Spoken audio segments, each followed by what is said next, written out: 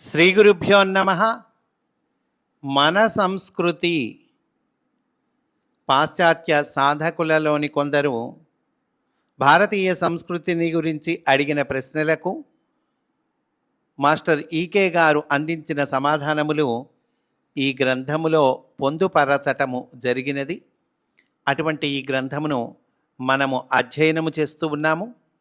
అందులో భాగంగా ఈరోజు ప్రశ్న, ఆధునిక శాస్త్రజ్ఞులలో కొందరు జ్యోతిషము శాస్త్రము కాదని నమ్ముచున్నారు. ఈ విషయంలో మీ అభిప్రాయము ఏమి అనగా మాస్టారు తెలియచేస్తూ ఉన్నారు. ఒక శాస్త్రంలో నిష్ణాతుడైన వానికి వేరొక శాస్త్రమందలి విషయము తెలిసి ఉండక్కర్లేదు. అంటే ఒక సబ్జెక్టులో వాడు నిష్ణాతుడు అయి ఉండొచ్చండి, కాదంటలేదు. కానీ వేరొక శాస్త్రము వేరొక సబ్జెక్టు అతనికి తెలిసి ఉండాలని లేదుగా. ఈ రోజుల్లో శాస్త్రజ్ఞుడైన వాడికి ఎన్ని డిగ్రీలు మొదలైనవి ఉన్నప్పటికీ అతడు తన శాస్త్రంలో కూడా సంపూర్ణ సిద్ధి పొంది ఉండకపోవచ్చును. వీరిలో ఏ ఒక్కరికి జ్యోతిశాస్త్రమునందు శాస్త్రీయమైన జ్ఞానము లేదని నేనంటాను. అంటే ఇట్లా విమర్శించే వాళ్ళకి జ్యోతిశాస్త్రములో శాస్త్రీయ జ్ఞానం ఉందా అంటే లేదు కాబట్టే వాళ్ళు అట్లా విమర్శిస్తున్నారు.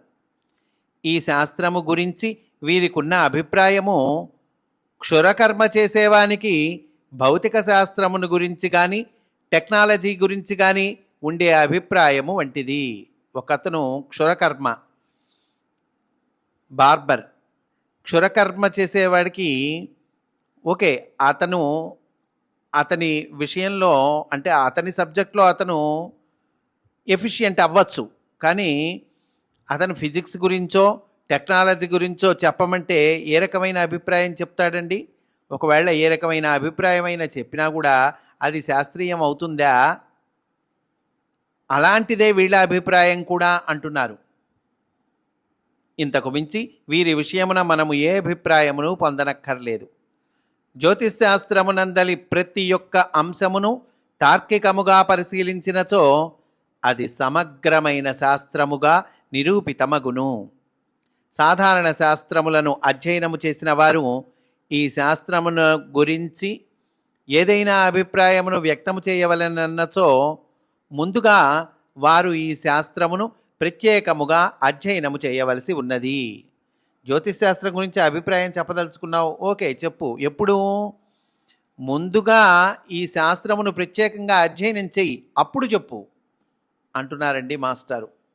కనుక సమగ్రమైన శాస్త్రము అంటున్నారండి జ్యోతిశాస్త్రాన్ని మాస్టారు. స్వస్తి. వాసుదేవా.